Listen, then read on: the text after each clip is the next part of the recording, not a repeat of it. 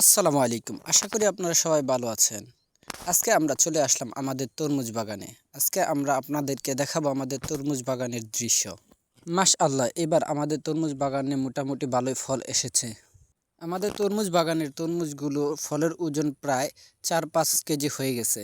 ঘুরে ঘুরে আমাদের তরমুজ বাগানের পুরোটাই আপনাদেরকে দেখাচ্ছি। আলহামদুলিল্লাহ, এবার ইনশাআল্লাহ আমরা ভালোই প্রফিট করতে পারবো আমাদের তরমুজ বাগান থেকে। তাও বলে রাখা ভালো, গতবারের চেয়ে এবার একটু কমই ফল হয়েছে। গতবার মোটামুটি আলহামদুলিল্লাহ ভালোই আমরা লাভবান হয়েছিলাম।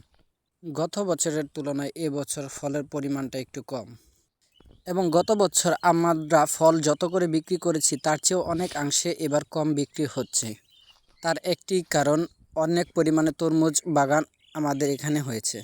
প্রায় আমাদের গোয়াইনঘাট উপজেলায় প্রত্যেকটি জায়গাতেই তরমুজ বাগান রয়েছে, যার জন্য গতবারের তুলনায় এবার আমরা বাজার মূল্যটা একটু কম পাচ্ছি। আমরা আশাবাদী, যেভাবে গরম পড়ছে ইনশাআল্লাহ তরমুজের দাম আরেকটু বেড়ে উঠবে।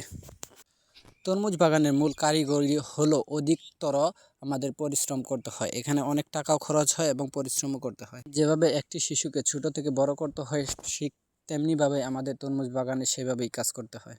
সো ভিউয়ার্স, দেখতে থাকুন আমাদের তরমুজ বাগানটি এবং কমেন্ট করুন আপনাদের কাছে আজকের ভিডিওটি কেমন লেগেছে, এবং ভিডিওটি লাইক করে শেয়ার করে দিন।